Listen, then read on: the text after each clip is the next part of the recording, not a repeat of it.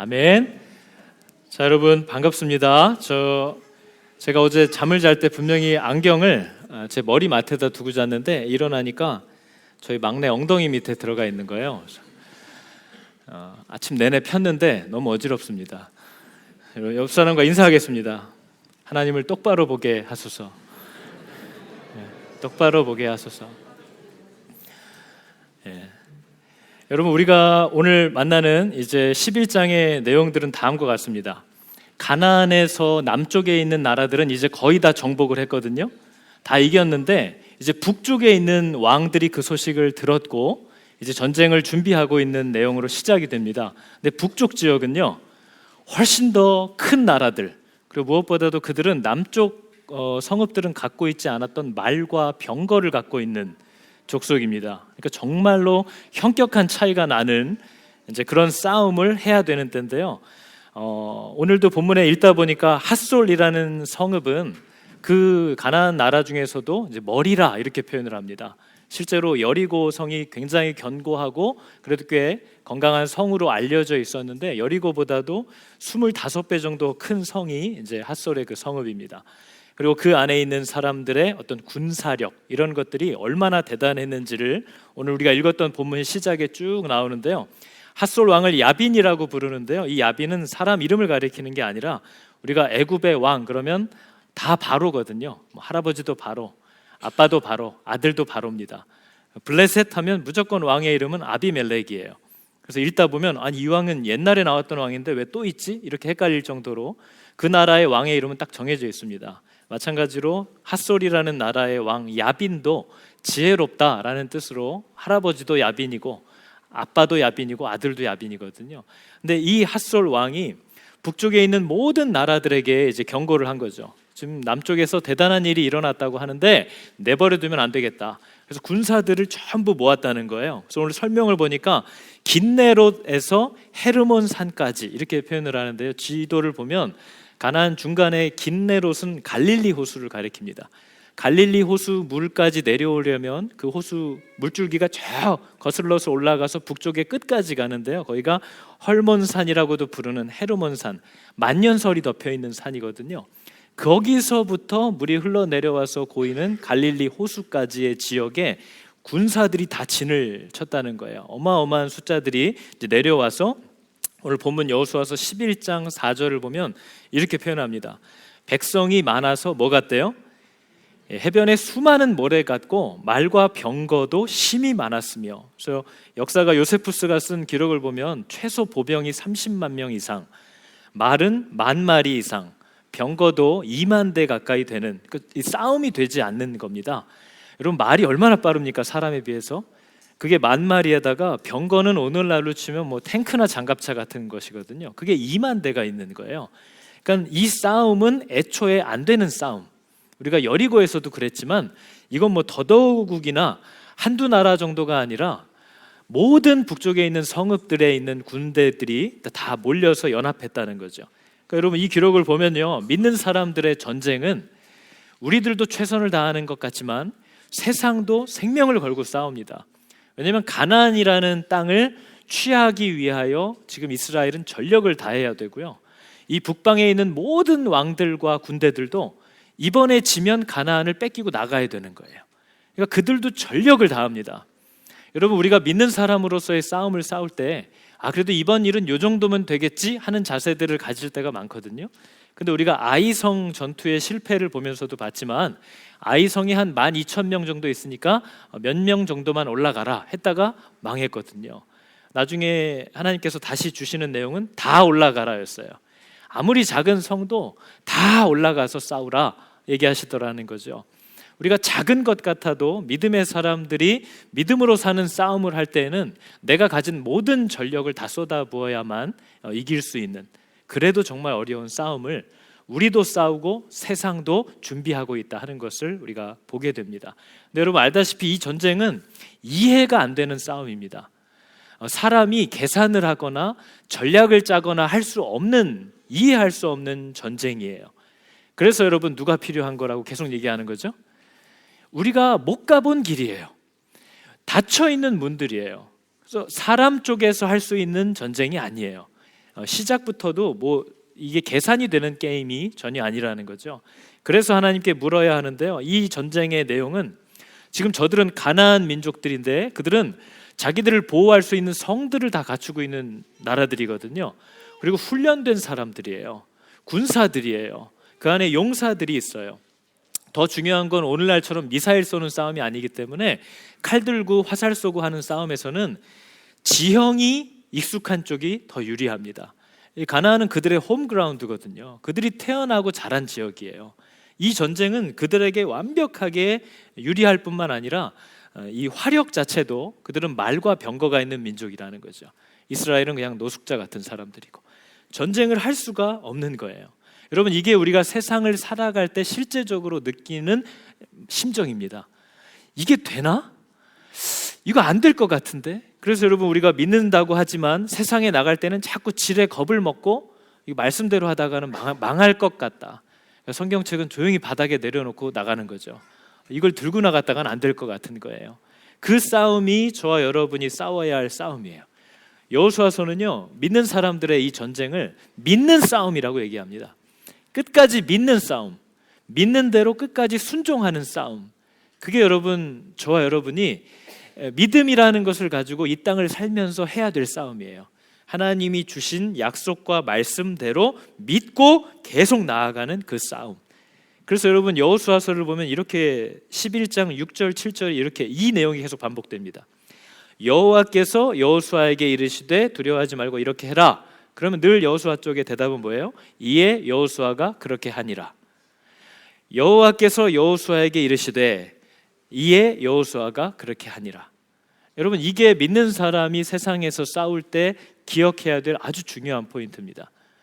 세상을 창조하신 분이, 그리고 세상을 다스리고 운영하시는 분이 주시는 지혜대로, 주시는 명령대로만 가야 이길 수 있는 싸움이라는 걸 얘기하는 거죠.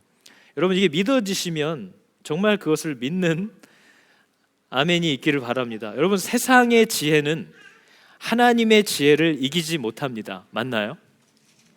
세상의 지혜는 그 세상을 창조하시고 다스리시는 하나님의 지혜를 이기지 못합니다. 맞나요? 그죠? 이게 우리가 기억해야 될 첫 번째 내용이에요. 세상은 아무리 지혜로워도 그걸 창조한 하나님의 지혜보단 못해요. 근데 중요한 거는, 문제는 하나님의 그 지혜가 나도 이해가 안 된다는 거죠. 나도 잘 설득이 되기가 어려운, 생각할 수 없는 지혜, 가본 적이 없는, 경험한 적이 없는 하나님의 지혜. 그것이 믿음이 있다면야 아멘이 나오겠지만 정말 이게 믿어지지 않으면 그것은 세상만 불안한 게 아니라 나도 불안해지는 거죠. 그래서 여러분, 이 전쟁을 보면 하나님께서 첫 번째 명령하는 내용이 이겁니다. 여호수아서 11장 6절을 보면요, 전쟁을 하는데 말과 병거를 상대로 이길 수도 없을 것 같은 상태인데 지금 그것을 니네가 이긴 다음에 어떻게 처리해야 되는지를 얘기를 먼저 하고 계시는 거예요. 이기는 거는 이미 정해진 거고 어떻게 처리하는지를 먼저 얘기하고 계세요. 뭐래요? 너는 그들의 말 뒷발의 힘줄을 끊고 못 쓰게 되는 겁니다. 말은. 그리고 병거를 불사르라 하시니라. 여러분, 이렇게 했을 때 사람들이 얼마나 말이 많았을까요? 그걸 왜 굳이 말과 병거를 갖다 버리냐? 왜 못 쓰게 하냐? 주님을 위하여 쓰면 되지 않냐? 우리가 늘 얘기하는 거죠. 아니, 내가 비록 이렇게 바쁘고 뭐 하지만 결국 이렇게 버는 걸 가지고 주님을 위하여 쓰면 되지 않냐? 얘기를 하죠. 근데 여러분, 여호수아서는 좀 더 극단적으로 우리에게 가르쳐주고 싶은 내용이 있습니다. 우리의 전쟁의 성격이 어떠한 것인지를 우리에게 보여주시는 게 이 여호수아서의 목적이에요. 그래서 여러분, 이것은 하나님이 이때 처음 하신 얘기가 아니고요, 신명기 20장 1절을 보면 모세 때에도 이미 명령하신 내용입니다. 네가 나아가서 대적과 싸우려 할 때에 말과 병거와 민중, 사람들이 너보다 많음을 볼지라도 그들을 두려워하지 말아라. 그들의 무기는 말과 병거와 사람의 수지만 너의 무기는 뭐래요? 애굽 땅에서 너를 인도하여 내신 너의 하나님 여호와께서 너와 함께 하시느니라. 이게 이 전쟁의 성격이에요. 여러분, 이 싸움은요, 목적이 뭐냐면요, 야, 저거는 하나님이 하셨구나를 세상에 드러내는 싸움이에요. 그렇기 때문에 내가 전쟁에서 이길 때마다 사람들을 포로로 잡아와서, 이 포로가 얼마나 유용합니까? 그 기본 민족들처럼 장작 패고 물 깃는 일만 시켜도 수고를 상당히 덜고, 전쟁이 위험할 때 맨 앞에 총알바지로만 내보내도 그게 얼마나 유용해요. 사람을 사용해 볼 수도 있는데 사람은 다 호흡이 있는 자는 다 진멸해야 됩니다. 그리고 말들도 뒷발에 힘줄을 다 끊어서 전혀 쓰지 못하게. 여러분, 말도 모으고 병거도 쟁여놓고 이래서 다음 전쟁에 여호와를 위해서 쓰면 참 좋겠죠? 근데 그 전쟁을 보는 사람들의 입에서는 뭐에 집중이 될까요? 이 전쟁의 승리의 원인을 뭘로 볼까요? 말의 많음과 병거의 강력함에 그 사람들의 시선이 빼앗기겠죠. 하나님이 그것들을, 하나님이 드러날 수 있는 것들, 그걸 방해하는 모든 것들을 네 주변에서 정리하라. 이게 이 전쟁의 성격이에요. 여러분, 이게 우리가 싸우는 이 전쟁입니다. 그래서 여러분, 이 여호수아서의 싸움은요, 하나님이 우리에게 이렇게 살아라, 이렇게 싸워라 하신 그 내용을 마음속에 두고 그 마음을 지키는 싸움이에요. 이렇게 하면 좋을 것 같은데 하나님이 이렇게 하라고 하셨기 때문에 그 마음, 그 처음 받은 명령을 지키려고 하는 싸움, 마음을 지키는 싸움입니다. 그래서 여러분, 잠언 4장 23절을 보면 우리가 잘 아는 말씀이죠. 무릇 지킬 만한 것들이 많은데 그 중에 더욱 뭘 지키래요? 네 마음을 지키래요. 왜냐하면 생명의 근원이 이에서 남이니라, 이렇게 얘기를 합니다. 여러분, 우리는 뭐가 부족해서, 이게 없어서, 기회가 안 맞아서 진다라고 생각을 하거든요. 근데 여러분, 사람이 처음 타락하고 죽음을 경험했던 장소가 어디인지 기억나십니까? 성경에서? 사람은 어디에서 죽음을 맞이했죠? 처음에? 에덴에서 맞이했잖아요. 에덴에서 죽었잖아요. 범죄함으로. 근데 그 에덴이 어떤 곳이었느냐? 모든 인간에게 필요로 하는 완벽한 환경을 구비한 곳이었어요. 그러니까 인간이 타락하고 범죄하고 죽을 수밖에 없었던 것은 기회가 안 맞아서, 상황이 안 따라줘서, 조건이 맞지 않아서가 아니고요, 하나님의 말씀을 지키지 못해서 죽은 거예요. 하나님을 신뢰하지 못했기 때문에 사람이 타락하고 범죄하고 죽은 것이지, 환경의 어떤 문제 때문에 그런 게 아니라는 거죠. 사람은 모든 것을 완벽하게 채워놔도 죽음을 자초할 수 있습니다. 왜냐하면 생명과 복의 근원이신 하나님을 떠나면 끝나는 것이거든요. 그러니까 우리의 전쟁은 어떤 환경을 구성하는 게 아니에요. 하나님을 신뢰하고 그분의 말씀대로 싸우는 싸움이 오늘 여호수아서가 보여주는 믿는 사람들의 싸움이에요. 그래서 여러분, 열왕기상 8장을 보면요, 솔로몬이 성전을 완공한 후에 이제 마지막으로 하는 행위가 있어요.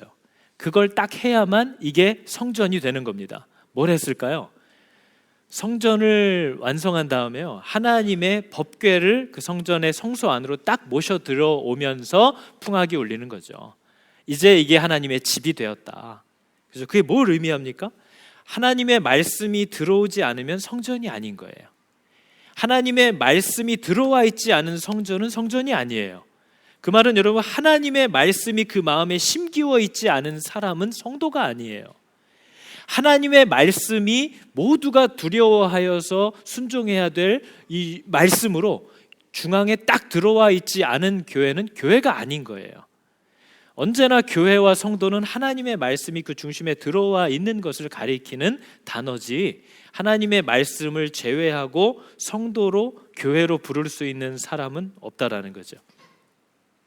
그러니까 여러분, 우리가 세상을 살면서요, 하나님의 말씀에 근거하여서 하는 생각이 아니라면, 하나님의 말씀에 근거해서 결정하지 않고 하나님의 말씀에 근거해서 행동하지 않는다면 그게 마음을 지키지 못한 거예요.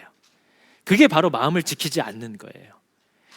무릇 지킬 만한 것 중에 더욱 네 마음을 지키래요.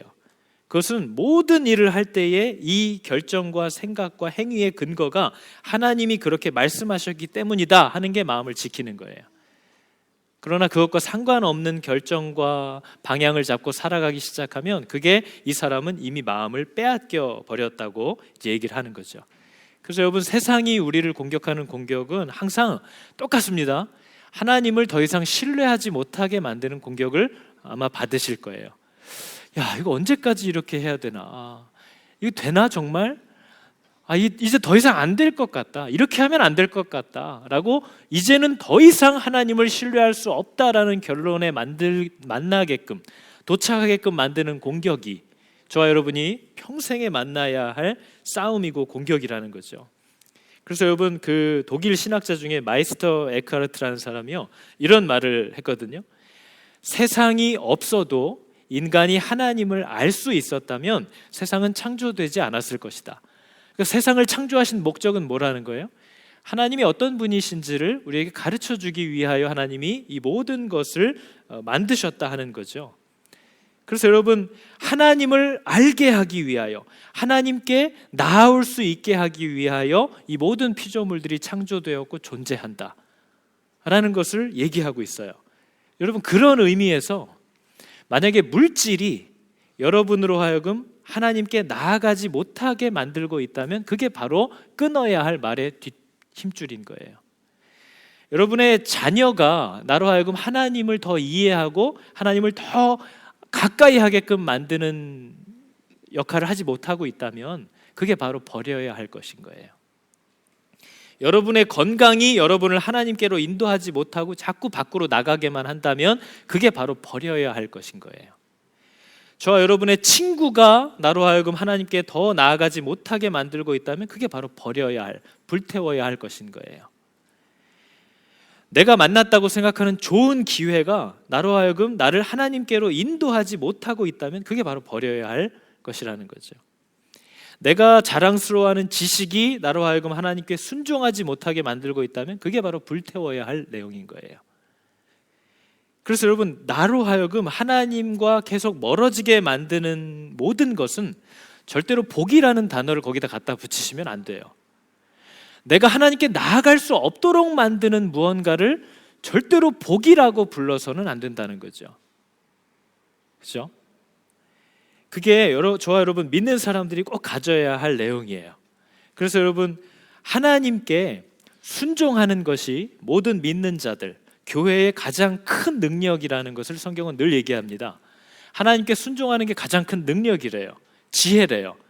여러분 생각해 보면 여기에 앉아 있는 모두가요, 자기가 지금 갖고 있는 한두 가지의 재주를 사용해서 다 먹고 삽니다.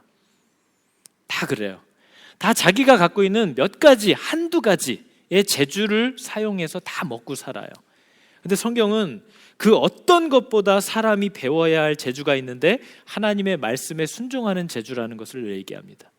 여러분, 하나님의 말씀에 순종하는 게 재주예요. 그게 구약시대 선지자들의 유일한 재주예요. 그들이 능력을 갖고 있는 게 아니고요, 하나님이 왕이라 할지라도 가서 너 까불면 맞는다라고 얘기하라고 하면 그들은 가서 순종했어요. 그게 선지자들의 능력인 거지 그들이 뭔가를 갖고 있지 않았어요. 하나님께 순종했던 것이 선지자들의 어마어마한 능력으로 나타나는 거죠. 모세의 재주가 뭐였죠? 모세가 원래 물을 잘 갈랐나요? 모세의 재주는 하나님께 순종하는 재주예요. 여호수아의 재주도 똑같아요. 여호수아가 칼을 잘 썼다라는 얘기가 있습니까? 여호수아가 병법에 능했다라는 얘기가 있나요? 여러분 읽어보셔서 알겠지만 여호수아는 시키는 대로 하는 사람입니다. 이렇게 싸우고 저렇게 싸우고 군사를 여기 두고 저기 두고 시간차를 뒀다 돌아오고, 이거 다 누가 얘기하시는 거죠? 시키는 대로 하는 거예요. 여호수아의 유일한 재주는요, 순종하는 재주예요. 엘리야와 엘리사의 재주였어요. 예수님의 재주를 성경은 이렇게 얘기합니다. 저가 죽기까지 복종하사. 예수님의 재주도 하나님의 말씀에 죽기까지 복종하셨던 재주예요. 그걸 성경은 은사라고 얘기하고 능력이라고 얘기합니다. 하나님이 인간에게 준 최고의 은사와 능력이, 재주가 있는데요, 창조주의 말씀에 복종하고 순종하는 재주예요. 그것을 세상이 이길 수 없는 재주라고 얘기를 하는 거죠. 그게 능력입니다. 그런데 여러분, 우리가 잘 아는 고린도 교회의 성도들의 문제는 하나님께 순종하는 것을 능력으로 여기지 않고 은사를 능력으로 여겼다는 거예요. 지식을 능력으로 여겼다는 거죠. 그래서 고린도서에서 바울이 하는 얘기는요, 은사, 탁월한 은사, 뛰어난 지식, 이런 것을 빌미로 하나님이 교회 안에 세우신, 가정 안에 세우신 질서와 권위에 순종하지 않는 자들에게 다시 질서와 권위 아래로 돌아가라 하는 책입니다. 그래서 여러분 고린도전서 1장 25절은 이렇게 얘기하죠. 하나님이 가장 어리석은 것도 너보단 지혜롭다. 하나님의 아무리 약한 것도 너보단 강하다. 네가 볼 때 교회에 여러 가지 하나님이 주신 내용이 이래서 돼 저래서 되겠어 하는 불만으로 가득하겠지만 너의 아무리 큰 재주도 하나님의 가장 미련한 것보다 못하다. 네가 아무리 탁월한 것 같아도 하나님의 가장 연약한 것보다도 훨씬 못하다. 그분이 너에게 이미 무언가를 주셨다면 그거보다 더 좋은 길은 없다는 거예요. 사람에게서 나올 수 있는 하나님이 이미 주신 것보다 더 탁월한 길은 없다. 그 얘기를 하고 있는 거죠. 그래서 여러분 남편과 아내, 부모와 자녀 이런 부분을 얘기할 때도요, 하나를 예를 들면 하나님이 아내들에게 남편에게 순종하라 얘기한 것은 그가 열등하거나 부족해서가 아니고요, 각 사람들에게 남편에게 명한 이유도 아내에게 명하신 이유도 그들이 그 명령대로 순종할 때에 하나님의 형상을 나타내기 때문이에요. 믿는 자들이 하나님을 어떻게 순종해야 되는지를 나타내기 위한 명령이고, 남편들에게도 아내의 모든 허물을 네 잘못으로 여기고 그를 목숨으로 사랑하라 하신 것은 그가 그런 사랑을 가진 자가 맞기 때문이 아니라 예수 그리스도가 어떠한 사랑과 용서를 우리에게 주셨는가를 드러내라고 명령하시는 것이에요. 믿는 자들을 통해서 하나님이 어떤 분이신지를 세상에 드러내려고 하는 명령이지, 그게 지금 우열을 따라서 하시는 명령이 아니라는 거예요. 근데 우리는 이런 얘기를 들으면 불만스럽죠. 왜 그렇게 해야 되는 거야? 근데 뭐래요? 하나님이 어리석은 것이 사람보다는 지혜롭고 하나님이 아무리 약해도 너보단 강하다. 네가 생각하는 여러 가지가 있을 수 있지만 내가 너에게 준 명령들이 너에게 가장 복되고 정확한 명령이라는 것을 이제 기억하라 얘기를 하는 거죠. 근데 그 명령에 사모하지 못했을 때에 창세기 3장 16절에 하나님이 이런 말씀을 하십니다. 아내들에게 했던 말이죠. 너는 이제 남편을 사모하고 남편은 너를 다스릴 것이니라 이렇게 되어 있는데요, 저기서 말하는 남편을 사모하게 될 것이다 라는 사모하다 라는 단어가 이제 테슈카라고 한대요. 근데 그게 창세기 4장 7절에 하나님이 가인에게 죄의 소원은 너에게 있으나 너는 그 죄를 다스려라 할 때 얘기했던 죄의 소원이라는 단어와 같은 뜻이래요. 그러니까 뭐예요? 한마디로 너는 네 남편을 네 맘대로 주관하려 하겠지만 남편이 너를 다스릴 것이다, 이런 의미인 거예요. 하나님께서 주신 질서가 절대 우열이 있거나 불합리한 게 아니라는 거죠. 그 순종들이 다 하나님의 모습을 드러낼 거다. 그러니까 그 부탁들에 순종하는 재주를 배우라고 우리에게 얘기하신다는 거예요.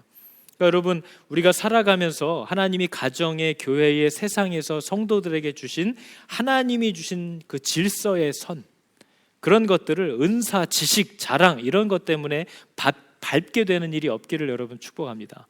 아무리 어리석어 보여도 구시대의 발상 같아 보여도 하나님이 우리에게 주신 것이 우리의 어떤 것보다 지혜롭고 강하다라는 것을 우리는 믿는 사람들이라는 얘기입니다. 그래서 여러분, 이 전쟁의 모습을 제가 이번 주 내내 보면서요, 여호수아가 말씀하신 대로 순종해서 승리를 하고 있거든요. 근데 이 전쟁을 보면서 마음에 도전이 되고 뿌듯하다가도 제가 이번에 이 말씀을 읽다가 정말 마음이 눌리는 걸 경험했습니다. 오늘 저희가 읽은 15절의 내용인데요, 한번 보시겠어요? 이렇게 얘기를 하고 있어요. 여호와께서 그의 종 모세에게 명령하신 것을 모세는 여호수아에게 명령하였고 여호수아는 그걸 그대로 행하여 여호와께서 모세에게 명하신 모든 것을 여호수아가 하나도 행하지 아니한 것이 없었더라. 이 말씀이거든요. 여러분, 저는 이걸 보면서 믿음이라는 것이 모세에게 주어졌는데 그게 그 자녀 세대인 여호수아에게 넘어왔다는 거예요. 여러분, 이것은 정말 너무나 고무적인 일입니다. 믿음이 다음 세대에게, 특별히 내 자녀에게 넘어간다라는 것. 여러분, 이것은 모든 믿는 자들의 기도 제목이기도 하잖아요. 신앙이 다음 세대로 전수되는 것. 오직 하나님만을 사랑하고 하나님의 말씀대로 즐거워하면서 살아가는 이 싸움에서 실패하는 자들은 가나안에 들어갈 수가 없어요. 내가 아무리 사랑하는 자녀라도 안 돼요. 그런데 이 일이 이루어졌다라는 것을 제가 보면서 마음이 막 감동이 됨과 동시에 하나님의 질책이 정말 느껴지는 것 같은 겁니다. 여러분, 여러분의 자녀들에게는 이 생명이 잘 전달됐나요? 하나님이 여러분에게 주셨던 그 말씀들이 여러분의 자녀들에게 전달이 되고 그 자녀들이 그것을 가운데 행하지 않은 것이 하나도 없더라 하는 이 고백으로 연결되고 있나요? 여러분, 여러분의 자녀들의 관심은 뭡니까? 여러분 자녀들은 뭘 바라보면서 지금 살고 있지요? 만약 이 내용이 아니라면 그들은 누구도 가나안에 들어갈 수가 없습니다. 하나님은 지금 가나안 민족과 명찰만 바꿔서 들여보내주겠다는 게 아니에요. 저들을 쫓아보낸 이유를 충분히 얘기했고 너도 거기에 적합하지 않을 경우에 너도 쫓겨날 거다 하는 것을 분명히 얘기하신 것을 우리가 알고 있다는 거죠. 여러분은 여러분의 자녀들에게 이 생명을 어떻게 전달하고 있죠? 우리 부모들은 이미 자녀들을 많이 키우신 분들은 여러분의 자녀들은 그래서 지금 어디에 있습니까? 뭘 하고 있죠? 이것은 너무나 중요한 문제예요. 여러분, 우리 교회는 뭘 하고 있죠? 여호수아서 마지막 24장으로 나중에 가잖아요. 그러면 이미 비극의 전조가 나타나는 것을 우리가 볼 수 있습니다. 24장 15절에 보면 이렇게 여호수아가 얘기하고 있어요. 만일 여호와를 섬기는 것이 너희에게 좋지 않게 보이거든 너희 조상들이 강 저쪽에서 섬기던 신이던 너희가 거주하는 이 땅에 들어왔을 때 가나안 아모리 족속들이 섬기던 신들이던 너희가 섬길 자를 오늘 택해라. 오직 나와 내 집은 여호와를 섬기겠노라. 저 얘기를 왜 했어야만 할까요? 하나님을 믿고 사는 게 그렇게 싫으냐? 그렇게 관심이 없냐? 다른 게 더 좋아 보이더냐? 뭘 섬기고 살 건지를 너 정해라. 나와 내 집은 오직 하나님만을, 여호와만을 따라 살 거다. 이 얘기를 했다라는 것 자체가 이미 그 안에 문제가 일어나고 있는 거죠. 문제가 일어나고 있는 거예요. 그래서 여러분, 우리가 잘 알지만 이 말씀을 끝내자마자 백성들이 아이 무슨 소리입니까? 우리도 다 여호와를 위해서 여호와만을 섬기면서 살아야지요 했어요. 그러나 우리가 이미 에스겔서와 예레미야서와 다니엘서를 봤지 않습니까? 그들은 여호와를 섬기는 게 좋아 보이지 않았어요. 다른 길로 갔다는 거죠. 여러분, 제가 이 말씀을 준비하면서 교회마다 다음 세대를 얘기하거든요. 제가 한번 찾아봤어요. 제가 알고 있는 모든 교회들의 홈페이지를 다 들어가 봤습니다. 거기에 한 군데도 빼놓지 않고 들어가 있는 구호가 있어요. 뭘까요? 다음 세대예요. 다 다음 세대래요. 다 우리 교회는 다음 세대를 위한 교회래요. 다음 세대를 준비하는 교회래요. 다음 세대들의 교회래요. 우리도 그렇게 얘기하죠. 근데 여러분, 우리는 다음 세대를 위해서 뭘 하고 있죠? 다음 세대를 위해서 뭘 해야 합니까? 우리들은 뭐 하고 있죠? 정말 너무나 부끄러운 일인 거예요. 그냥 하나의 구호고 교회는 그냥 그래야지 해서 하는 말뿐이지 다음 세대를 위해서 우리가 뭘 하는지를, 뭘 해야 되는지도 알지 못하는 때를 우리가 살고 있다는 거죠. 여러분, 교회를 세운다라는 말은 이미 교회론을 많이 진행했기 때문에 대부분 아실 거예요. 교회를 세운다라는 말은요, 사람을 세운다라는 말이에요. 그게 교회를 세우는 거예요. 하나님이 들어와서 주인이 되어서 그분이 원하시는 대로 사실 수 있는 사람이 되는 것, 그게 교회를 세우는 거예요. 그죠? 교회는 사람을 세우는 곳이다라는 말에 반론을 달 사람은 없습니다. 교회는 사람을 세우는 곳인데요, 어떤 사람을 세워야 하느냐, 어떻게 세워야 하느냐, 사람을 세우기 위해서 제일 먼저 해야 될 건 뭘까요? 아이러니하게도 교회가 사람을 세우기 위해서 사람을 세워야 됩니다. 교회는 사람들을 세우기 위하여 사람을 세워야 하는 곳이에요. 그게 교회가 가장 집중해야 될 일이고 예수님이 제자들에게 명령한 일입니다. 너는 가서 저들을 제자로 삼아 아버지와 아들과 성령의 이름으로 세례를 주고 내가 너희에게 분부한 모든 것을 가르쳐 지키게 하라. 그게 교회가 사람을 세우는 일이에요. 그 사명을 위하여 하나님은 사람들을 세웁니다. 사람을 세우기 위해서 사람을 세우는 게 교회들이 할 일이에요. 여러분, 우리 교회에서 교회론 지금 계속 하시는 분들은 이미 들으셨지만 이 교회는 조직을 키워서 견고히 하고 대형화하는 것에 아무 관심이 없습니다. 아무 목적도 없어요.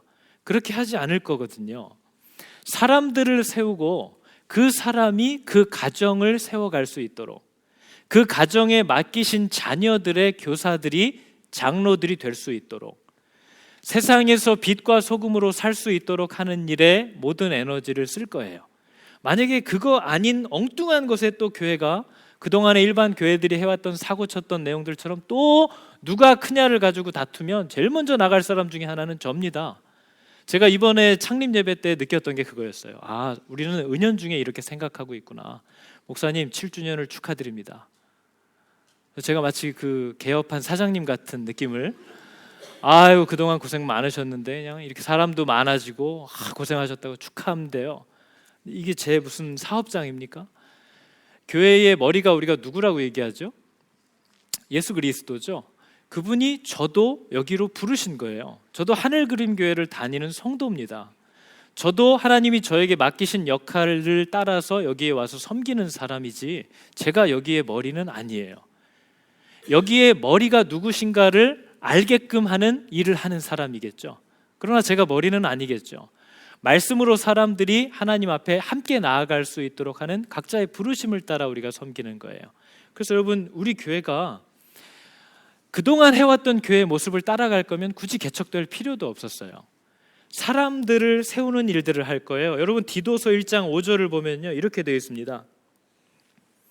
바울이 디도에게 뭘 명령하죠? 내가 너를 그레데에 떨어뜨려 둔 이유는 이 교회의 부족한 틀어진 일들을 바로잡고 나의 명한 대로 뭘 하라고 하는 거래요? 각 성에 장로들을 세우게 하려 합니다. 분명히 얘기하고 있죠. 여러분, 사역자가 세워져야 하는 이유는 각 교회에 하나님의 말씀으로 사람들을 가르칠 장로들을 세워야 하는 일을 해야 되기 때문입니다.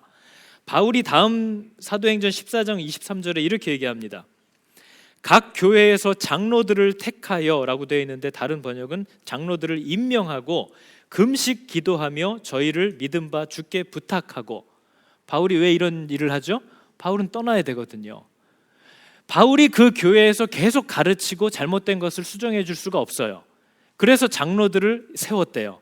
근데 그 장로들을 세울 때 바울은 그럼 어떤 기준으로 세웠을까요? 자기가 이 교회에 있지 못하거든요. 이제 떠나야 돼요. 그럼 이 교회의 장로를 어떤 기준으로 세웠을까요?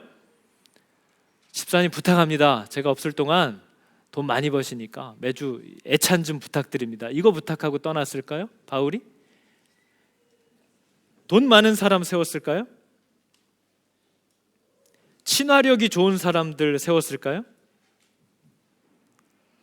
어떤 사람들을 세웠을까요?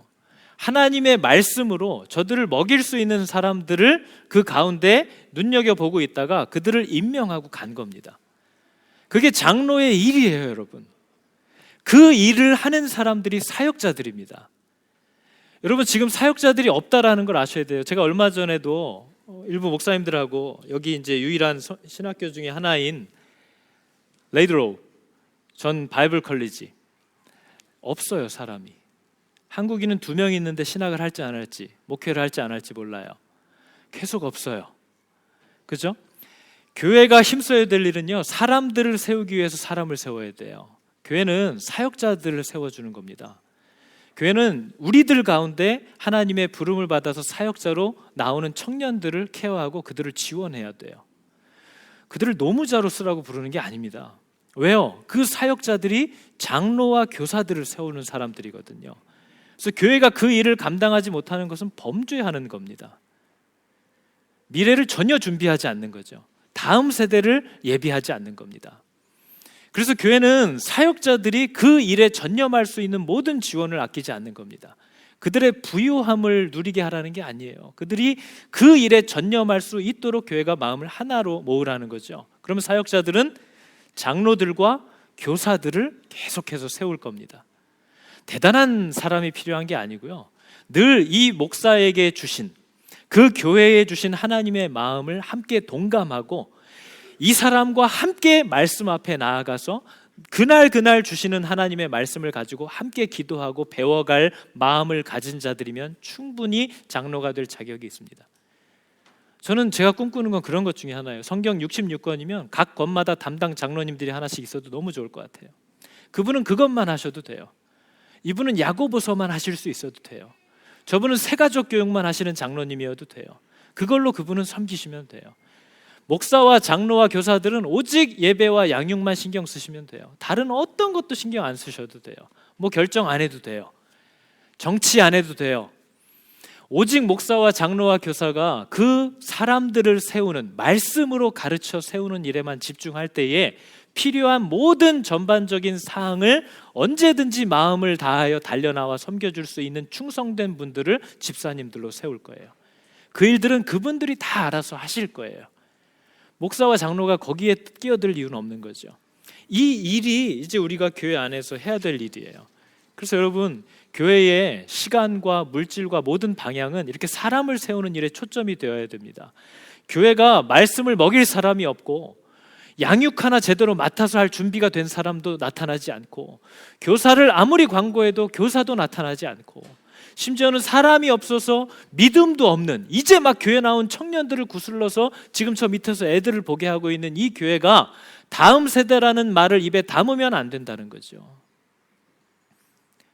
사람을 세워야 될 사역자들을 전혀 돌아보지 않고 섬기지 않고 대하지 않는 교회는 빨리 흩어지는 게 좋다는 겁니다.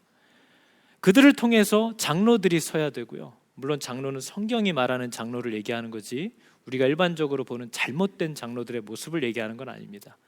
목사와 함께 말씀으로 사람들을 양육하고 가르칠 수 있는 자들을 필요로 하는 거죠. 그래서 여러분, 저희 교회가 매년 서리 집사들을 불러서 1년간 직분을 맡기고 부탁하는 이유는 그 사람들을 검증하는 시간이고, 그 사람들이 각자에게 있는 은사들을 발견할 수 있는 기회와 장소들을 마련해 주는 겁니다. 그래서 여러분, 이제 우리 교회가 사람들을 앞으로 세워갈 것을 기도하고 준비할 때에 우리가 말씀으로 먹일 장로님이 몇 분 필요하다, 우리가 전적으로 이 양육하는 일을 위하여 필요한 제반 사항들을 아주 헌신적으로 나와서 늘 돌아봐주고 섬겨줄 집사님들이 필요합니다 했을 때, 누구를 세워야 되지? 저분은 누구야? 이러고 있다면 아직 세울 준비가 하나도 안 된 거예요. 그럴 땐 절대 세우면 안 돼요. 아니, 누가 무슨 일을 하고 있는지, 누가 어떤 역할을 하는지 그런 준비를 해온 분도 없고, 누가 누군지도 모르는 상황에서 뭘 세운다는 겁니까? 그러려면 그냥 제비를 뽑고 말지. 여러분, 이제 앞으로 계속 제가 광고를 하면서 시간을 드릴 거예요. 누가 집사의 역할을 믿음을 가지고 화평케 하면서 하는지를 보십시오. 누가 끊임없이 양육의 자리에 나와서 말씀을 이해하고 그 말씀을 가르칠 수 있는 사람으로서의 준비가 되고 있는지를 보시라는 거예요. 그러면 헌법에 나와 있는 조건이 맞는 사람들은 누구나 다 자격이 되는 거예요. 그러나 모두의 인정을 이미 받고 있는 사람들이어야 할 거예요. 그러니까 여러분, 관심을 갖고 또 그러한 마음의 은사와 동기를 하나님이 열망을 주시는 분들이 있다면 기쁘게 그러한 자리로 달려 나와서 그 일들을 시작하시라는 거죠. 1년에 한 번씩 교회를 계속 드리고 있어요. 그리고 그분들은 저와 연결이 돼야 돼요. 개인 목회하시라고 여러분들을 세우는 게 아닙니다. 저와 언제나 연결고리가 되고, 저와 언제나 소통이 되고, 저를 통하여 공급받는 일에 함께하는 자들이어야 돼요. 그게 안 되면 아무리 탁월해도 안 되는 겁니다. 그것은 교회의 흐름을 다 끊어버릴 테니까요. 교회를 하나 되게 하지 못하게 될 테니까요. 그래서 여러분, 이 일을 위하여 교회와 사람들을 불러 세우는 일들을 교회가 해야 되는데, 하나님이 디자인한 주일학교는 오늘 여호수아서에 나오는 바로 그 모습입니다. 여러분 지금 주일학교 밑에서 하고 있잖아요. 저 주일학교는 생긴 지 200년 조금밖에 안 넘었어요. 하나님은 저런 주일학교를 교회에 명령하시거나 계획한 적이 없어요. 1780년도에 미국과 영국의 산업혁명이 일어나면서요, 아이들이 엄마 아빠가 다 일하러 나가야 되었기 때문에 아이들이 집 안에 거리에 방치가 됐어요. 그리고 어떤 아이들은 부모가 이제 더 이상 교회를 안 다니고 믿지도 않기 때문에 예수 그리스도의 생명의 복음을 들을 기회 자체가 박탈된 아이들이 많아요. 그래서 글로스터라는 지역의 로버트 레이크스라는 사람이 이름을 썬데이 스쿨이라고 시작해서 믿는 부모로부터 공급을 받지 못하는 길거리 아이들을 모아서 시작한 거지, 교회 안에 믿음의 가정의 자녀들을 데려다 시작한 게 아닙니다. 여러분, 신명기 6장 4절에서 9절을 보면요, 하나님이 교회의 자녀들을 누구에게 부탁하셨는지를 잘 보세요. 뭐라고 하죠? 이스라엘아 들으라. 잘 아는 얘기죠. 오직 하나님 여호와는 하나인 여호와시니 마음을 다하고 성품을 다하고 힘을 다하여 내 하나님 여호와를 사랑하라. 오늘날 내가 너에게 명하는 이 말씀을 너는 마음에 새기고 네 자녀에게 부지런히 가르치며 집에 있든지 길에 있든지 누웠든지 일어나든지 이 말씀을 가르쳐 줄 것이며 너는 그것을 네 손목과 이마에 붙여서 표를 삼고 네 집 문설주와 바깥문 들어가든지 나오든지 그것을 늘 따라 살아라. 교회의 자녀들은 누구에게 맡긴 거죠, 여러분? 신앙교육을 누구에게 맡겼죠? 부모에게 맡겼잖아요. 교회는 뭘 하는 곳이죠? 부모를 세우는 곳이에요. 여러분이 자녀들을 말씀으로 키워야 되는 겁니다. 개혁교회들은 다 이걸 하고 있죠. 여러분, 아이들이 주일날 여기 와서 예배 잠깐 드리면 믿음이 막 자라날까요? 저는 여러분을 훈련시키는 거예요. 그리고 여러분들 믿음의 엄마, 믿음의 아빠와 한 주간 그 모습들을 보면서 그 간증들을 들으면서 살아가는 아이들은 복이 있고 생명이 있을 거예요. 하나님이 디자인한 신학교는 이 주일학교는 어떤 곳이냐면요, 정말 말씀대로 살아가려는 아빠, 고단한 삶이라 늘 울고 괴로워하면서도 하나님을 향한 감사와 기쁨을 고백하고 노래하는 그런 엄마, 쉬지 않고 묻는 아이에게 항상 하나님이 내게 가르쳐 주신 지혜의 말씀, 또 나의 간증들을 지혜롭게 아이들에게 말해줄 수 있는 그런 가정, 그거면 충분합니다. 그러면 아이들 와서 주일날 여기서 찬양만 한번 하고 지들끼리 놀다가도 그 아이들의 믿음은 계속 자랄 거예요. 제가 이틀 전에 저희 아들하고 오랜만에 처음 둘이 한번 1시간 정도 걸었어요. 밤에 어디를 갔다가 하준아, 너나 우리 집에 비만은 너랑 나밖에 없어. 우리는 좀 걸어야 돼. 그래서 엄마랑 마른 딸들은 차를 태워서 보내고 두 비만이 이제 손을 잡고 같이 밤새 걸었습니다. 1시간 10분 정도를 걷는데 제가 그때 다시 느꼈어요. 제가 몇 번을 세다가 뒤에서 더 이상 세기를 멈췄어요. 아이들은요, 부모와 함께 있으면 아빠, 아빠, 아빠를 몇 번 부르는지 모릅니다. 계속 물어봐요. 애들이 얼마나 물어보는지 부모가 믿음만 있으면요, 그 아이의 질문에 하나님의 지혜와 사랑을 가지고 얼마든지 대답할 수 있어요. 그날 걸어오면서 하준이가 저를 몇 번을 불렀는지 몰라요. 근데 그 어린 아이들이 그럼 다 헛소리만 하느냐? 아니요, 걔네들도 보는 게 있어요.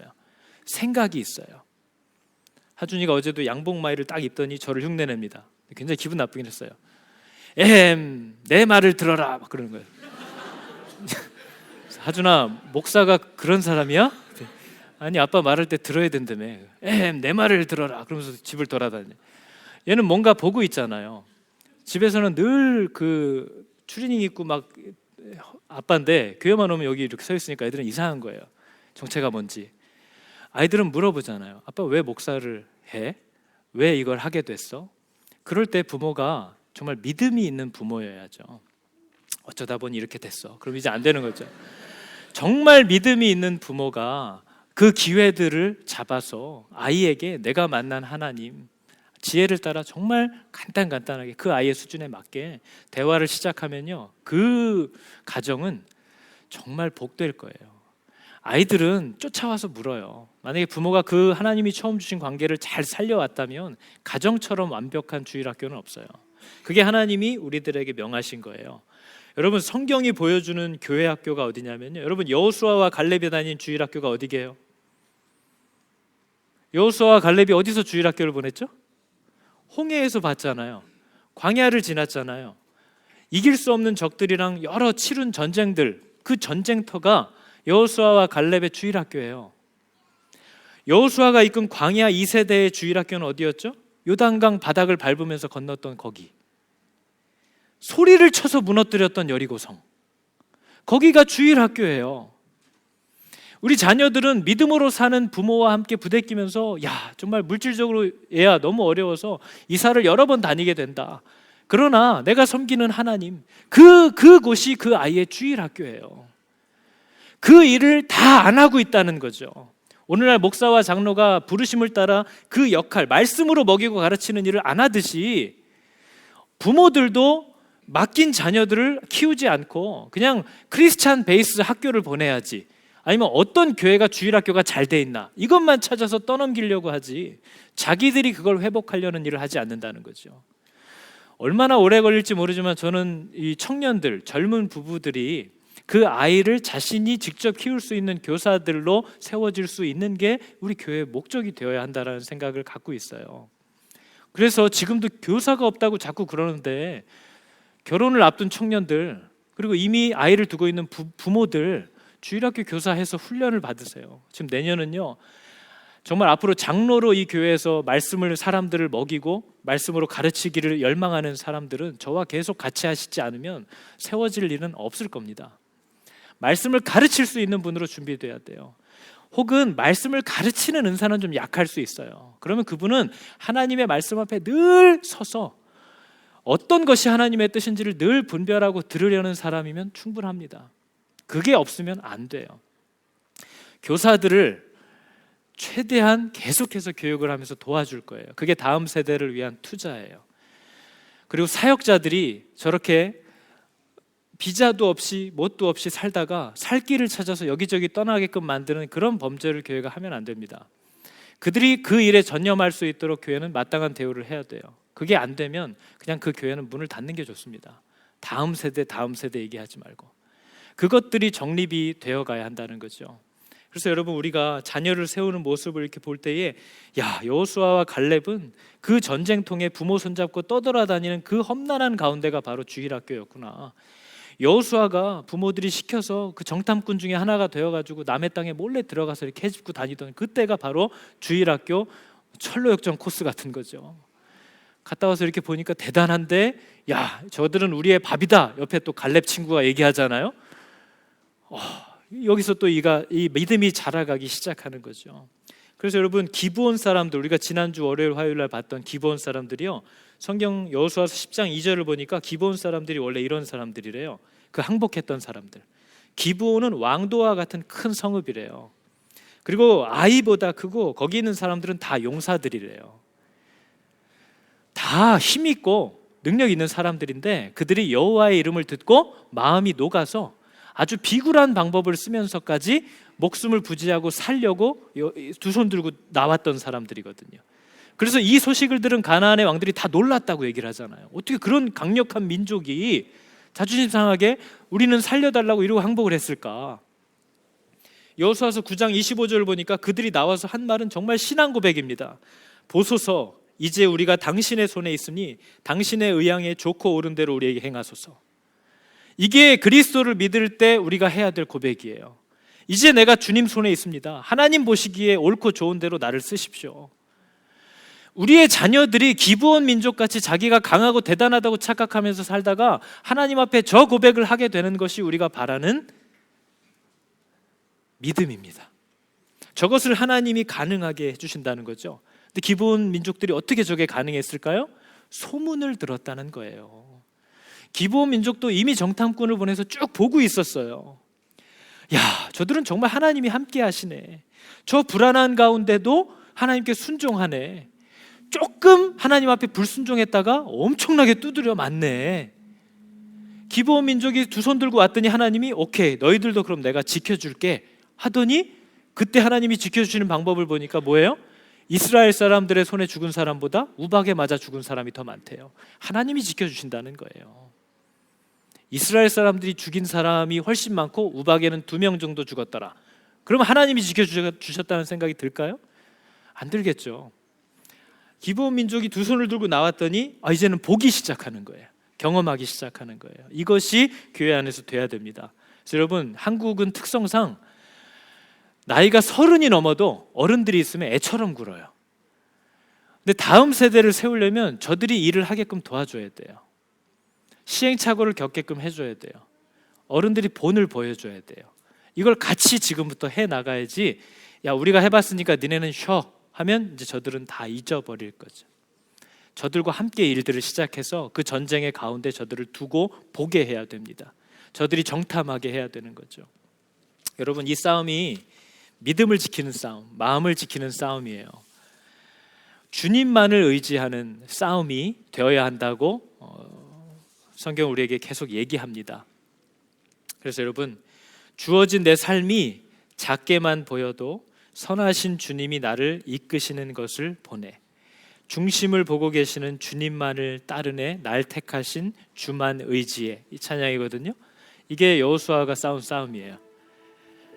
저기 멜롬 지역까지 가서 싸우래요. 이기게 해줬대요. 근데 거기 33만 명이 넘는 군대거든요. 근데 여호수아가 그걸 믿고 멜롬이라는 곳이 몇 시간 가는 곳이 아니고요. 지금 지리로 이렇게 봐도요. 그 길이가 밤낮으로 가도 최소 5일, 일주일을 밤낮으로 아주 전투적으로 가야만 하는 거리예요. 근데 하나님이 이기게 했으니까 가라 했더니 숫자도 안 되고 내가 5일 밤낮을 뛰어가면 나만 지쳐요. 저들은 힘이 넘치고. 근데 가라고 하시니까 5일 밤낮을 뛰어가서 기습을 했대요. 핫솔 왕이 너무 놀란 거죠. 숫자적으로 상대가 안 돼서 저들이 먼저 칠 거라는 건 아예 생각도 할 수 없는 일이에요. 근데 쟤네는 희한해요. 지들이 먼저 달려와서 치기 시작해요. 그러더니 정말로 몰살을 시키더라는 거죠. 여러분, 이게 우리가 싸워야 될 믿음의 싸움인데요. 믿음이 없는 분들은 아마 이 여정이 되게 힘드실 겁니다. 마음이 다 쪼그라붙을 거예요. 믿는 사람들과 아마 계속 싸우게 될 겁니다. 불안해서. 병거는 왜 태우냐? 말을 왜 힘줄을 끊냐? 왜 우리가 달려가서 싸우냐? 쟤네들이 오게 해야 지치지. 이런 온갖 세상 지식을 갖고 하나님의 말씀을 듣고 나아가려는 사람들과 계속 부딪히실 거예요. 세상은 아마 그 사람들을 합리적이라고 생각할 거예요. 그러나 하나님 앞에는 화를 면치 못할 거예요. 내가 가라고 했잖아. 내가 하라고 했잖아. 그걸 들으려는 사람이어야 한다는 거죠. 여러분, 우리가 믿음의 싸움을 싸우는데 다 승리하실 수 있기를, 멜롬 강가에서 다 만날 수 있기를 여러분 축복합니다. 우리 같이 찬양할까요? 의지했던 모든 것이 변해가고 억울한 마음은 커져가네. 의지했던 모든 것 변해가고 억울한 마음은 커져가네. 부끄러움 없이 살고 싶은 마음 주님 하시네. 모든 일을 손으로 이겨, 모든 일을 손으로 이겨내고 죄의 유혹을 따르지 않네. 나를 구원하신 영원한 그 사랑, 그 신그 날 부르시네. 날 부르시네. 주어진 내 삶, 주어진 내 삶이 작게만 보여도 선하신 주 나를 이끄신 분의 중심을 보시는 주님만 따르네. 날 택하신 주만 의지해. 보이는 상황에 흔들리지 않고, 보이는 상황에 무너질지라도 예수 능력이 나를 붙드네. 보이지 않아도 주님만 따르네. 내 평생 주님을 노래하리. 모든 일을 손으로 이겨내고, 모든 일을 손으로 이겨내고 죄의 유혹을 따르지 않네. 나를 구원하신 영원한 그 사랑, 크신 그네, 크신 날 붙드시네. 날 붙드시네. 주어진 내 삶이, 주어진 내 삶이 작게만 보여도 선하신 주가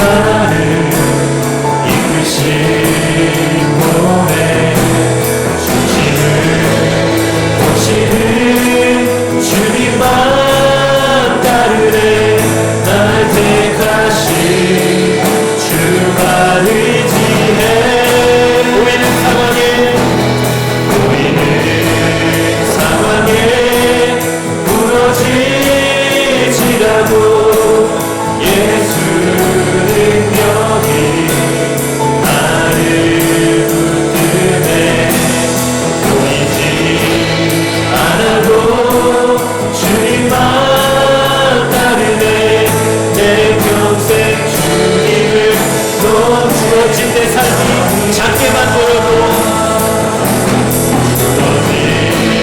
내 삶이 작게만 보여도 선하신 주 나를 이끄시고 중심을 보시는 주님만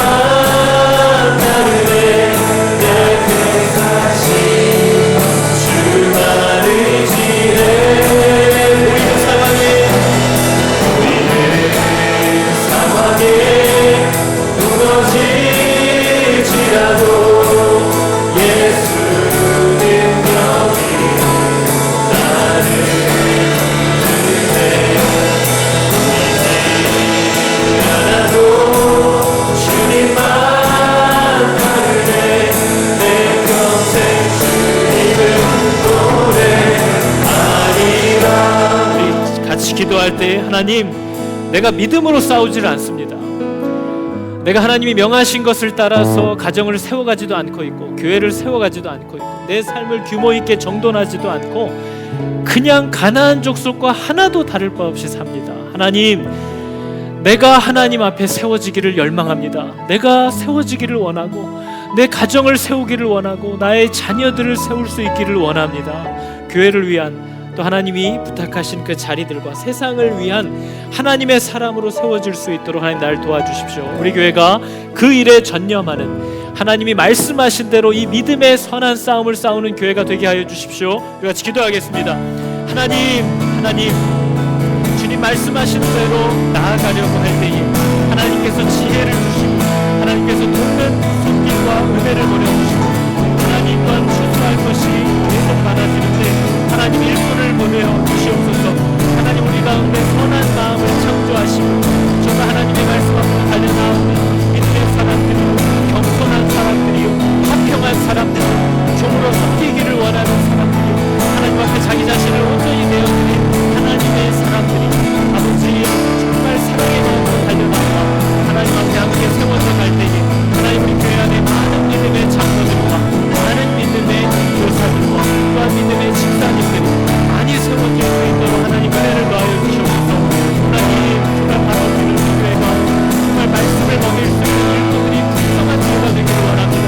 주여, 나를 도와주사 하나님, 우리 교회를 붙잡아주사 정말 하나님께서 맡으신 사역을 잘 감당하는 교회가 되게 도와주시옵소서. 때에 하나님을 사모할 때에 하나님께서 이 일들을 감당할 수 있게 도와주실 수 있는 내가 있습니다. 주님을 바라보는 하나님의 사랑으로 새롭게 되게 하여 주시고 이제 하나님과 임재하는 은혜 가운데 끝까지 세워가는 교회 다 되게 하여 주시옵소서. 주님을 의지합니다. 하나님, 하나님을 사모합니다. 아버지, 정말 교회가 이 땅에서 하나님과 성도의 역할을 잘 감당할 수 있도록 사람 세우는 교회가 되게 있도록 하나님께서 붙잡아 주시고 인도하여 주시기를 원합니다. 하나님, 오늘 주시는 영광마다 하나님을 잊지 않고 마지막 날에 받아들이기를 원하시고 그 하나님의 놀라운 은혜가 이 교회에서 많이 나타나기를 원하오니 하나님 은혜 위에 은혜를 더하여 주사 주께서 진심으로 우리 안에 나타날 수 있게 도와주시옵소서. 아버지, 교회가 되기를 원합니다. 하나님, 교회가 건강한 일꾼들을 정말 건강하게 많이 배출하는 교회가 되기를 원합니다. 이곳에서 세워진 세우시고 이곳에서 세워진 작품과 교사들 정말 교회마다 하나도 연합되어 많은 교회와 택하고 세우는 그 은혜의 일들을 감당하게 하여 주시옵소서.